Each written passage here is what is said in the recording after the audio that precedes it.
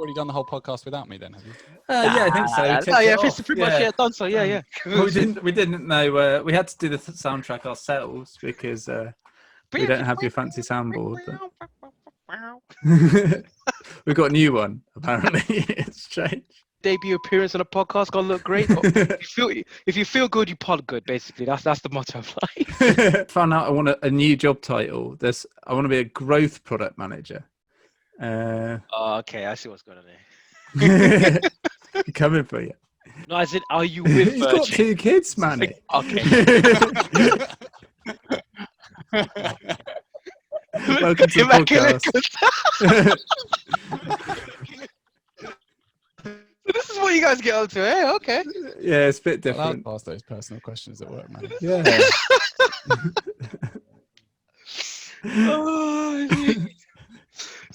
No, what I meant to say is, are you with Virgin Media? Hello and welcome to eCommerce Matters, brought to you by BlackCurve. We help e-commerce businesses make pricing decisions. Today's title, we're looking at pricing, the neglected child of PPC. Today, we phoned a friend and called in the expert. Finally, you might be saying, and joined by pleased to say we're joined by our growth director, Emmanuel Aremu. You'll hear us referring to him as Manny, in case you wonder who else has joined the podcast. And we've got a normal sidekick as well, Dr. Rob Horton, my regular co-star, and I'm Philip Huthwaite, founder of BlackCurve. So without further ado, here we go. Welcome, Manny. How are you doing? Thank you. I'm a long-time listener, first-time guest appearance, so it's good to be on the show. Long-time editor. Long time. Well, it's great to have you here. I mean, I think my first question is, when we were doing the prep for this, you said that that myself and Rob were the meat and potatoes, and you were the garnish. So my first question is, who's the meat and who's the potatoes? Oh, okay. I'm going to leave that towards the end of the podcast, and we'll circle back to that one, shall we? Trying to be diplomatic today. Oh, there's no dodging questions. I mean, if you don't answer it here, it'll come up in your performance review. It's one or the other. Okay. Philip is definitely the filet mignon, and Rob is definitely the dauphinoise potatoes. That's what I'll say. I'm a bit doughy, a bit floury. I'll take it. I mean, you can tell that Manny is in marketing, because I think before this podcast, I think we'd actually, what had we called this? We'd said why would marketers be interested in pricing, or something vague and not very sexy. And then within 5 minutes of Manny joining the prep, the title got changed to Pricing, the Neglected Child of PPC. So clearly he's worth his salt, and today we'll be giving us lots of insights to answer that particular question. So I thought we'd start. Let's dive straight in. I think we've had enough jokes. Let's get to the serious point of today. So I thought we'd start. What do we mean by PPC, Manny? Just so we can set the scene. From my understanding, there's search versus shopping. So would you take us through that? Yeah, absolutely. So PPC, for people back at home who are listening, is our pay-per-click. And essentially what that is, it allows you as a business owner to run ads to generate interest and hopefully convert people to be customers for your business. Typically, you run that on Google AdWords, but you can run some ads on Bing, which I've heard in my time as well. And essentially what Google AdWords allows you to do, it gives you an ad platform, which allows you to run ads not only to your target audience across different time zones, demographics, but also be able to target certain keywords that your target audience will search for. For example, if I'm in a market for a fan right now, I'll be bidding for many of a fan keywords as a electrical appliance retailer. That's the sort of campaign I'll run to target those companies. And obviously, as Google's platform has evolved over the years, they've created essentially Google Shopping, basically, which is a more of a visual platform which allows you to run pictures of your products and run ads behind them to obviously target people who are shopping for such appliances and products on the Google Shopping network. Both the Google AdWords platform and the Google Shopping platform, even though they have different names, they kind of run the same. You go on there, you have your product images, you have your landing pages, you input your feed, and then you place your bids for your campaign, and obviously you test and schedule your ads to see how you can get people on board and buying your products. So it's the same sort of process, very easy to use, and many of the retailers that we've worked with are using both to grow their businesses. And so am I right in thinking that fundamentally it's you're bidding for position, you're bidding for eyeballs? Is that it? Yep, absolutely. And the interesting thing is, like, people always think I need to spend the most in order to get the best position. Sometimes there's some keywords that are very uncompetitive, but actually fit your target demographic, or actually fit what your end customer is searching for. So those are the sort of keywords which you've got to keep an eye out for, essentially. But with any ad campaign, you got to make sure that you give yourself the room to test things. I know in let's flip it back to BlackCurve for a second. I know when we first started to do ads, we were bidding for with everything that involved pricing, pricing this, pricing that, pricing this, which sounds great because you get a lot of people, you get a lot of eyeballs, get a lot of people clicking, but does that lead to conversions at the other end? Also, I think for the retailers that we work with, it's a case of you're going to make sure you are bidding on the right keywords you're competitive for, but also you're watching how much it costs you to get that lead and customer through the door as well.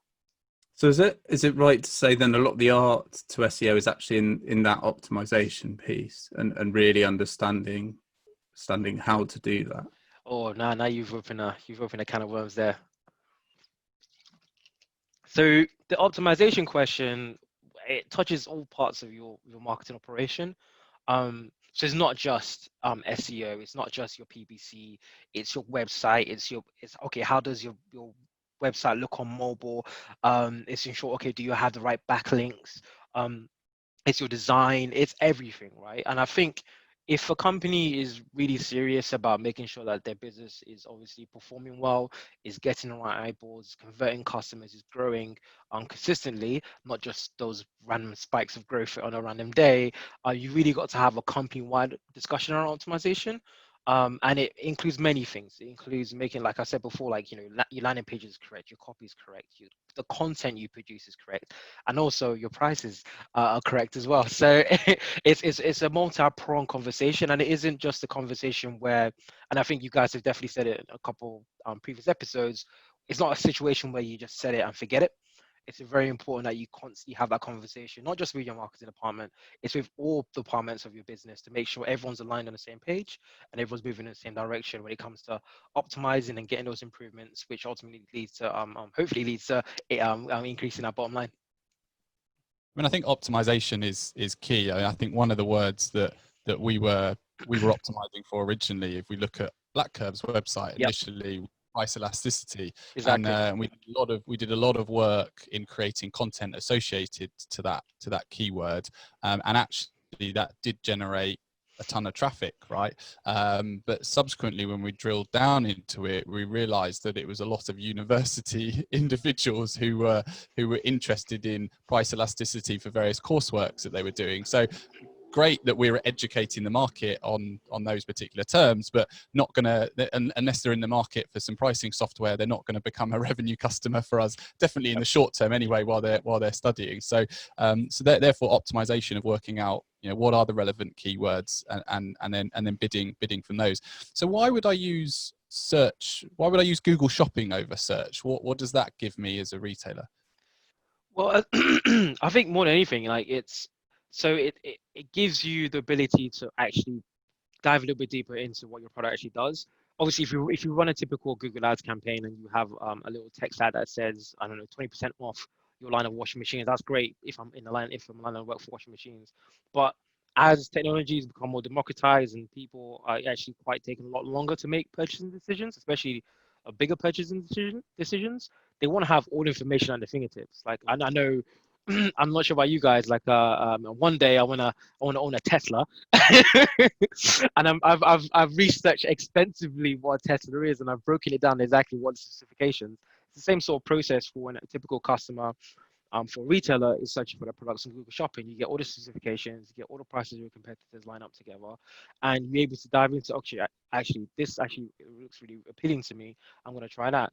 And the interesting thing is, when you add all that information on Google Shopping, I've done some research behind this, actually you get a 30% higher conversion rate, which I'm sure any retailer, e-commerce brand, company, when they have 30% increase in conversions off the back of just literally taking the same product information you have on your website, making sure you have the right campaign, put it on Google Shopping, I think that's very appealing, especially in these times where you're looking for any way of increasing and conversions, and ultimately increase in revenue coming on the other side. So is it fair to say that conversion or increase in conversion is the key metric you're looking at in this space, in terms of how do I get not necessarily more people coming to my site? Because I think this is an interesting or a very useful thing to say. It's not how many people are coming through, it's how many people are coming through and buying, right? Because you could spend all the money in the world, say like we did, on price elasticity, but none of those people are buying the software. So you actually need those people to convert. Absolutely. And I think it just goes sorry. It just goes back to having that conversation in terms of like what are your objectives as a company. And I think the most important thing is you trying to maximize the conversions for your ads. Obviously, if I was working at a luxury watch brand, I'd be okay if people were just browsing, not necessarily converting. If we run a particular ad, I'm showing off a brand of Swiss-made premium watches. That'd be Hang on a minute. Have you just come on the podcast to pitch the brands to sponsor things that you want? Well, that's how you monetize things, right? So far, if Elon Musk is listening, or someone have you got a favorite Swiss watch brand, Manny? Audemars Piguet. Okay, there we go. So if anyone's got a link up for Manny. Exactly. I'm just trying to increase our conversions from the podcast. It's better than Dyson Hoovers, mate, which is what I've done for 10 episodes. Like I said, you guys are the meat and potatoes. I'm the parsley. Just sprinkle me on. Yeah, but yeah, so it's important. It's very, very important for any retailer, e-commerce brands, to obviously watch your conversions coming through, because all the organic stuff you're doing, so your SEO, your content, your podcasting, your videos, that's great for raising awareness. But when it comes to your campaigns, you've got to be really specific and targeted to make sure you are getting those conversions at the other end. And that kind of plays into the whole adage of, when you do these campaigns on Google Shopping, you get a better idea of, okay, what campaigns are generating positive results, what campaigns are generating a lot of impressions and clicks, but no conversions at the other end, and that helps you understand where to allocate your resources, where to allocate your money, to make sure you're getting a good return on that. How much does all of that factor into Google Shopping? Because this is where I show my naivety here, in terms of, am I right in thinking that with Google Shopping, you're simply paying for position to appear? So Google, when you search for a product, right, Google Shopping appears at the top of the search bar, and then you can scroll down and ignore it. So therefore, if you scroll down and ignore it, you get the search paid for advertising bit, but the Google Shopping bit's at the top, right? Yes, and you're really just simply trying to make sure that you're either on that first preview tab, or if somebody then clicks the shopping link, you appear on that first 10 results. Is that it, or is there more to it than that? Yeah, I think the most important thing, obviously, every company would like to be there, but there's many factors that go into that. Like, it's not a case of like, okay, let me just allocate the most money towards that. I think Google, whether it's Google Shopping or Google AdWords, they take many factors into where you place when it comes to your ads. And then I've done experiments before where you basically run a campaign and you bid the most for that particular campaign, but when you search for that keyword, you come up as the fourth result. So you're spending all this money to obviously get a decent placement, but you're not even appearing on that. So I think it's that leads itself to the optimization conversations. Like, are you optimizing all these different other areas? Are you putting your best foot forward to make sure you are ranking in the right place, whether you're the first option that appears? Also, when you click on that link to shop more, essentially you're appearing there as well. So there's many factors that go into it. I wouldn't be a responsible marketer if I told you this is exactly what Google looks at you from, because I've been doing marketing for close 10 years, and trust me, I still pull out whatever hair I've got left when it comes to Google. But it's a case of literally just making sure you optimize every single part of your campaign and your content as a company to make sure you're appearing in those results you want to be seen in. So thanks, Manny, for setting the scene there around the bit of the differences between search and Google Shopping. And it's not just a case of how deep your pockets are. That's what I'm hearing. There's a ton of work that goes behind the scenes. So one of the things that I'm sort of surprised about is that a lot of the time, marketing and pricing, there's not much communication that happens between those operations, certainly from a retailer's perspective.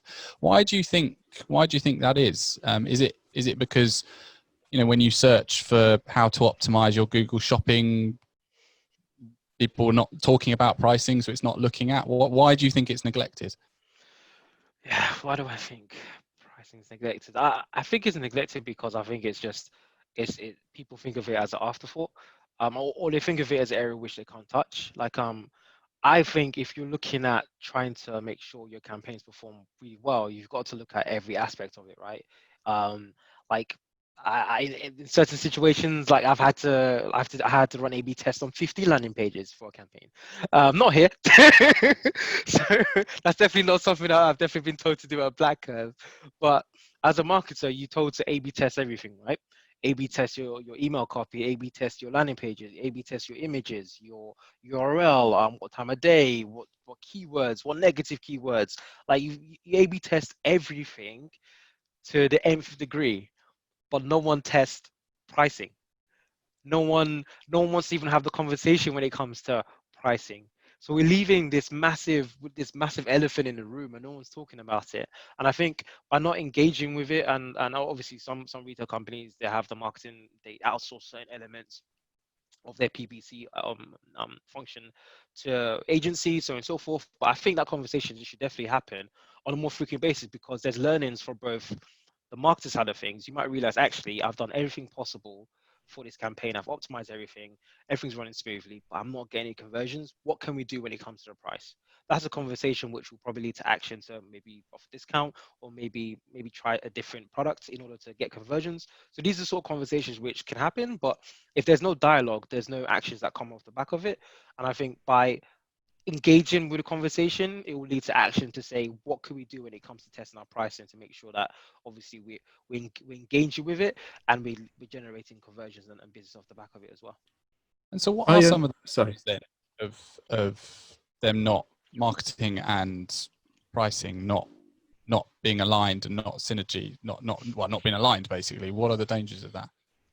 Well, the dangers of that is quite obvious. Like, you run ads, you basically allocate budget towards your PPC, whether it's on Google Shopping or Google AdWords or whatever ad platform you choose, and then you've got no conversions on the back of it. So you've allocated limited resources, so you haven't got any conversions on the back of it. Also, it's not necessarily just the conversions that you don't get. It's the learning you don't pass on to the product team, the pricing team as well, and that feedback loop is very important, because you got a marketing team who on a core face dealing with these campaigns, running these campaigns for different products, thousands of products in some retailers' case, but that information is not being passed to the pricing team, so they don't know whether actually what can we do to obviously get some more business through the door. So I think the communication thing is very, very important, and by not having that constant feedback loop in place, you miss out on effectively leaving money on the table. And I'm not sure about you, I kind of don't want to be leaving money on the table. I think you said something really, really key right at the start, which is you implied that I think marketing people often don't feel like they have the ability to get involved in that price discussion either way, because it's, like you say, it's certainly a two-way thing. It's not just about price informing PPC spend or marketing or whatever. It's that coming back. And the thing I hadn't thought about is that often these functions are managed externally. So I would say the bulk of the clients we work with manage their PPC through agencies, for example. And I think the super smart ones have had us pass on that information, so around price and margin, so that can be part of the optimization piece, but most of them don't. And if you're an external company, you do working for someone, you really don't have that control to be like, well, I don't know whether this is selling, or the visibility to be like, I don't know whether this is selling because of I'm pitching the wrong keywords, or I don't know whether it's selling just because it's too expensive. And that could be something, and that is something that price could answer almost instantaneously for you just by looking at it. Because it's worth saying, when I say that, I mean at scale and automated. I mean across your entire product set. That's kind of what we do at BlackCurve. But like, obviously, if I'm doing 5 key lines, I can go on and check them by hand. But digital marketing, and I'm going to let's call it digital pricing, but automated pricing, are about scale, right? How do I do hundreds of thousands of products, super easy, manage it automatically, put my business logic in place, leave it off, don't come back for it. So I wonder actually, man, if you could why do marketers not feel able to get involved in that pricing conversation? That is a very good question. I guess it's because you're so focused on you want to deliver performance, right? And also, if I was in a retail company, I'd be like, okay, cool, I've got to go deal with this whole monumental task of convincing people that maybe our pricing might need to change in some way, shape, or form. Especially if it's for campaigns that are underperforming, like you've done everything possible. So that's why it's a sense of fear, but I guess the sense of fear should be flipped to a sense of like actually discovery and curiosity. Is that okay? What if we do this? What if we adjust our prices for these products? What would that mean essentially from a performance perspective? And I think when you add in pricing to the overall performance improvement or conversion rate improvement conversation, that's when the conversation flips from actually we shouldn't change our prices to actually what can we do? How can we use pricing to improve performance? And So that is the flip, which I think a lot more retail e-commerce. So that's super interesting because it kind of ties in with what we were talking about in previous episodes, because what you're saying there is that it's heavily tied to the culture of the business, right? How well people communicate, how freely people feel like they can raise questions, and having we were talking about it last week in terms of maximizing, it's more scientific rather than cultural, but maximizing net profitability of a product. And that should be your overall KPI, and your marketing people should be talking to your pricing people. But if you've got a marketing person who has to go over and effectively undergo a cultural change piece to get their point across, that ain't going to happen. Unless you have senior level buy-in. And I mean like C-suite. I don't mean just like you need this manager to talk to that manager. So I think that actually is probably core to a lot of why pricing isn't used throughout businesses, right? It's that because it's often misunderstood, which is why it's neglected, because it's a bit more nebulous and certainly harder to kind of conceptually get your head around, at least at first thought, because I actually think digital marketing is harder when you actually get into it, but that's another conversation for another day. And because it's less understood, I don't think people truly understand like the power of pricing within or how that this kind of part of a business exists, that they could just go and tap a guy or girl on the shoulder and literally be like, oh, you can actually solve like half my problems. In the case of digital marketing, you could probably save me a couple $100,000 like that, realistically, just because that communication channel isn't there. But that's the kind of magnitudes we're talking about. And I think it comes down to control, right? So pricing as a marketer is, I mean, sometimes pricing does actually sit in marketing, which is absolutely, save that for another day. But sometimes, if you're, Manny will attest to this, he's getting thrown 1,000,001 things day in, day out, right? He's got to optimize, you name it, right? Okay. And a lot of the if you read all the blog posts, if you read all the articles online about how to optimize your shopping channel or your search channel, right?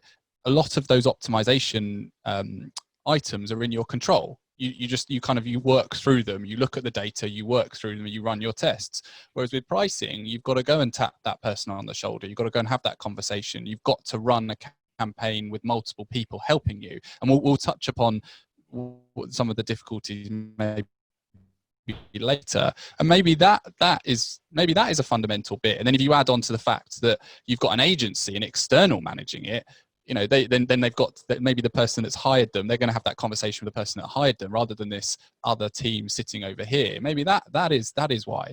But I mean, to come back again to a point that you said, Rob, I mean, and also Manny, you touched upon it, leaving money on the table. Every business that we see whereby their marketing teams are not talking to their pricing teams are wasting tens of thousands, if not hundreds of thousands of pounds in a year, because their pricing is not linked up with their marketing. I mean, Rob, I don't know if you be so kind to take us through the case study of that particular merchant that we were working with. I think I understand that they were spending approximately £10,000 per month, and they were getting a 6-to-1 return, right? So let's just keep the maths easy. You're spending 100 grand a year, you're getting £600,000 back into your pocket. Now, I understood that just with PPC, that was the return they were getting, and then they put us against their PPC spend versus, so they ran their PPC spend and turned us off for that. They turned us on and turned off the PPC spend, but when it was done together, it outperformed it tenfold. Is that right? Yeah, basically, and it's quite simple. It really isn't rocket science. It just means you don't spend money on losers, and really actually put your resources into your high margin products. Which, interestingly, is if you Google how do I optimize my PPC spend, these are key things that come up. Look at your margin, look at your winners and losers, and just do that. So we're not saying like you need to build this massive super scientific function in place. It's realistically, how much am I making on each product? How much is each product selling? And then making smart bets. So if a product's not selling, test if you can shift it with PPC. Fine, good marketing. Then if you can't, turn the bloody test off, right? Don't leave it running. Whereas I think because of the intricacies of running these multi-campaigns with multiple products, people break it up into categories. And the categories tend to fall along what I would call human lines, which is like, I don't know, shoes, jackets, coats, like human, not what I would call data-driven lines, which would be winners, losers, high margin, low margin, because each of these actually, when you start doing these kind of segments, you run similar strategies on low margin, low selling goods, right? You run similar strategies on high margin, high selling goods, as in you probably pump a ton of PPC into it. And that, for me, is a much better data-driven approach to running your PPC than the traditional, okay, I'm going to do a campaign on jackets, I'm going to do a campaign on trousers or whatever. Now, the key to that is that pricing is the key to that. Pricing and sales history. Because that tells you your expected return, right? So you can go off to, I can't remember who it was, but there are people that provide benchmarks of Google Shopping, expected return, expected costs, expected CPC, cost per click, basically. So you can benchmark how much you need to spend to get what conversion in a given area. You then have your margin. You can then work out what your ROI is estimated, right? And then if you can do that, you can then be strategic. So it's not just about price being a barrier to PPC, and like, because that's kind of the next stage, but it's just at first instance, it's just using price to power your PPC. The next part is what we kind of, so I'm rambling a bit, but the next part is what we talk about is understanding the demand and what the driver of demand is, because this is what Manny alluded to earlier. Like, why are people buying these goods? If I'm going to spend I could spend more money, but I stay fourth, right? And actually what gets me higher up the rank is a price change, then I need to do a price change. But also, if people just buy from me because I'm the cheapest product in the marketplace, whatever, maybe I don't need to spend PPC on it at all. And that's kind of the layer of kind of analytics and insights that we often talk about, Philip, in terms of really understanding your inventory. And instead of just thinking about it in terms of a pricing problem and a market problem, taking that insight out and sticking it back into your business and being like, oh, of course I need to pump PPC into this because this is like everyone's selling it. I need to get up there. I need to get eyeballs. Or I'm the only supplier for this in the whole world. I can spend literally, unless I want to, and the demand's capped out, right? I know the market. There's 4 people that want it. Say, there might be 5, but to reach that one person in Alaska, it's going to cost a lot of money. So the ROI is not worth it. And so I think using price first and foremost as a key strategic element in understanding and setting up your PPC campaigns is a really, I think, simple way to save a lot of money.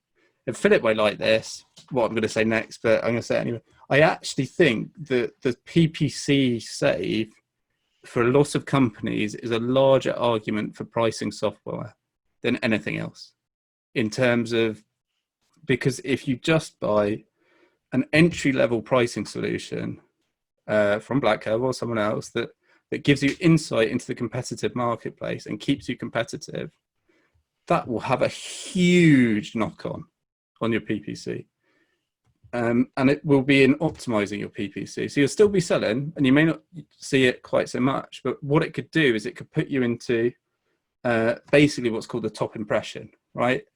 Or if you're an Amazon person, that's the buy box. And that's when I click through and search for something, what is the first box I see with a product in it, right? And on Amazon, I think the stat is terrifying. It's like 90% of sales or something go through that first box. So that really is what you got to fight for. And price is the key element in that. So by spending 500 quid or whatever, when you're spending 10 grand on PPC per month, 500 quid per month ain't that much, you get a significant ROI, which is why, to lead back to that case study, it's not difficult for me to understand why that's so effective. What's worth saying as well is it's not growthy, in that like it is an optimization. So it's not like you're going to save that money each month, but it's not going to be you're probably saving £500 to save £3,000 or something, right? 6-to-1 returnee maybe doesn't seem unreal, but that just stays the same unless you throw more products in or dramatically increase your PPC spending or something. It's not a magic money machine. Yeah, I mean, if your product set's staying the same, your most of the return on investment from a saving on marketing spend will be in that initial period, because once it stabilizes, whereas if obviously you're adding more products all the time. I think it as you've said, it touched upon, this is not a difficult thing to do. You know, it's almost I mean, okay, yes, marketing optimization is hard. It's some of it's grunty, you know, some of it requires patience, right? But this is not requiring kind of a mathematical algorithm or something to like just, you know, if the prices talk to the marketeers, one of the key things that keeps on coming up is find your losers and stop bidding on them. Okay, now let's put a pause on that. Find your losers, then test if you're losing because of price, and then you might find that if you change your price, you start winning. So it's almost it's actually just a slight tweak, a slight additional question on that optimization piece that you're probably doing already. I mean, one of the other ones which I found really interesting was around scheduling. So is your spend on Google aligned up to when you're actually changing prices? Was another one, right? And so you know, if you're changing prices at midnight, for example, are you bidding? Or if you're changing prices during the day, are you bidding at the right times to make sure that connects the dots? And so there's all these sort of simple things that just by having that open dialogue with your marketeers and the pricing team. This is not just, by the way, a marketeers talking to the pricing guys, if they want their conversion girls, should go and talk to the marketeers as well and say, hang on a minute, you know, I'm challenged with increasing margin by such and such. How can you help me? I'm you know, we're all in this together, right? I mean, are there any other areas that that Manny or Rob, that you think by the marketers talking with the prices? Well, I think I'd be interested to know whether what we say makes sense to Manny, is because we both sit. I sit on the data science side, and you sit on the pricing side, Philip. So, does this make sense, Manny? Like, it makes perfect sense, because it's twofold, right? So in the case of like the savings you get if you actually have the right analytics about your pricing and you compare to what your competitors do in the marketplace, you're feeding that into your campaigns, you're adjusting that, you're being competitive. It helps you go up and be more prominent when it comes to people searching for your products in Google Shopping or on AdWords, right? That's good basic benchmark. Not even basic, that's just good principled ideas when it comes to making sure you're appearing in the right place for your customers to find you. The conversation, Philip, which you just expressed on, it makes a lot more sense in terms of like when you are having that dialogue, and again, it's a two-way street. That's the most important thing. When everyone's bought into the same mission and having that communication about what can we do to get conversions going on either end, and also just simple thing of like, oh, the prices have changed. Did you communicate that to the marketing team or the agency you're using? Just even that simple email will save you a lot of headache, pain, and money. So I think those make perfect sense, and I think it's interesting. Like we've had a conversation about is pricing the neglected child of PPC, and you think of like, wait a minute, is communication the steps, the cousin of that, essentially, where if you lay that in and you make sure you're communicating with all these different people who are obviously trying to pull levers within a business, it ultimately benefits the company at the end of the day. And I know it's very easy for us to say that, but just taking that idea and then trying to implement it at your said company could mean a massive difference in terms of the results that you see. Fantastic. So maybe also we should call the podcast is marketing the neglected child of pricing. It's a two-way street. I'll say that. Thank you. Yeah, I was just thinking that in the I'm a product guy first and foremost, and the interesting thing is that like I think marketing and pricing often at core do very similar things. I think there's often a lot of repeated work with slightly different views. So like when I talk about pricing and how to do it effectively, we talk about segmentation, right? Understanding your inventory. If you're a marketer, that's your bread and butter, right? Like, and you have another layer to it that probably a pricing person wouldn't, in terms of understanding the persona of who you're selling to. Like, I reckon actually there are people doing pricing well do that too, but like, but for a marketer, that's kind of entry level, right? Understand your market, and then you've got pricing, which is kind of understanding the product positioning in the market. And without layering those two together, you don't really get into proper product management, in my opinion.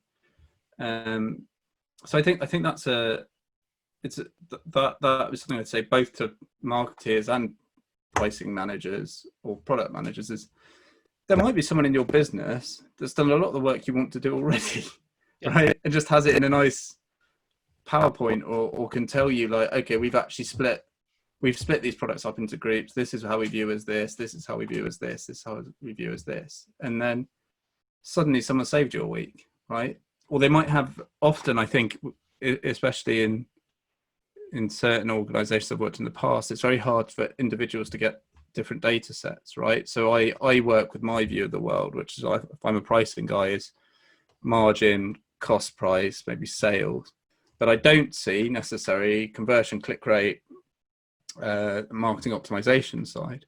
And like vice versa, the marketing person often has the other problem. So you kind of, if you're not joining these two together and getting them talking, neither has like the full view.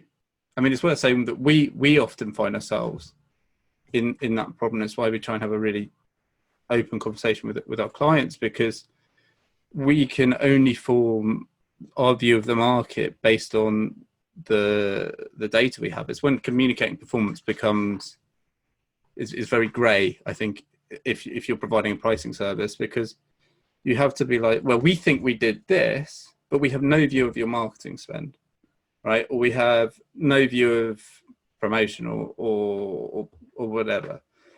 So we think this is us, but it may not be, right? And then, or we don't necessarily know about how your market behaves because we don't have enough of a long enough history in it.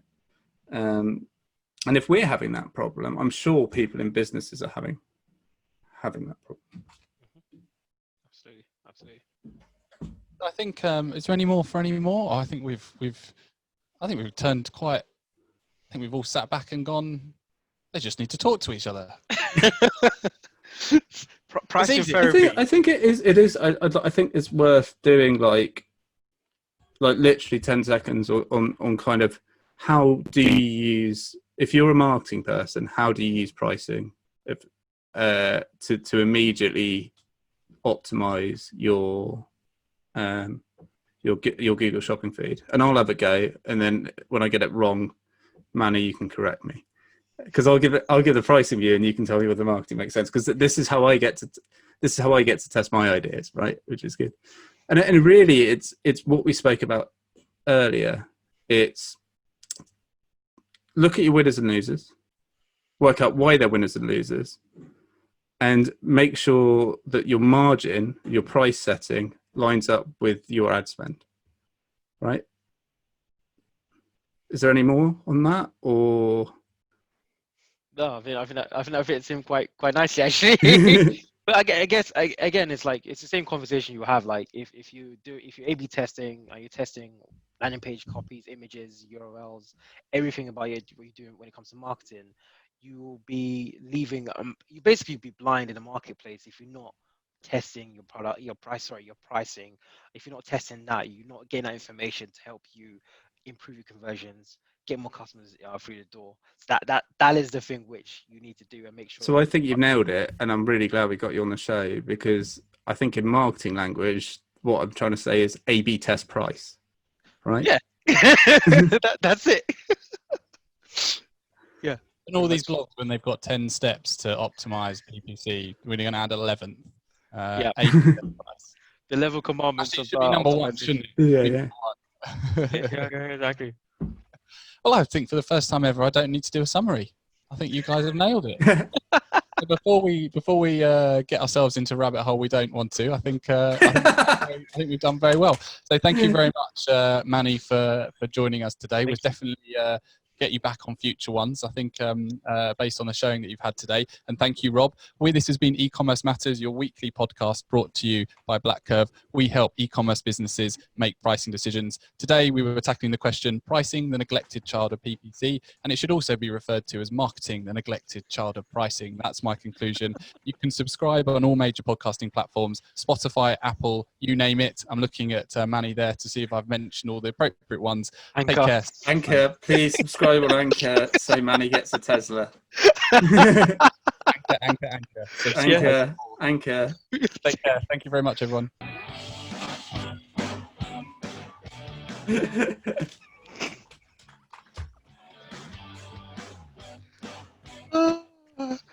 was hilarious.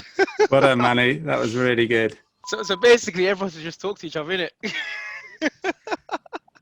That's what it comes down to. I genuinely think actually that's true for a lot of pricing, acceptance of pricing in business. It's like there's a cultural piece. You need to talk to people. You need to get people bought in. Like, I agree. I think the agency conversation will ruffle a lot of feathers, because I think from the agency side, they're looking like, look, I'm getting my money from this client. I don't want to rock the boat. Why would they don't want to touch price at all? Why would I go piss off my client when I know if I just keep shut, I get paid, I don't know, £50,000 a month to run PPC ads for this retail company, rather than actually saying, wait a minute, our conversions have been down. We've done everything right. They've changed their prices on their end. Actually, it might be too expensive now. We should have a conversation. Never happens. So I think there's many avenue we can go if you want to go down the marketing road. So no, but great episode.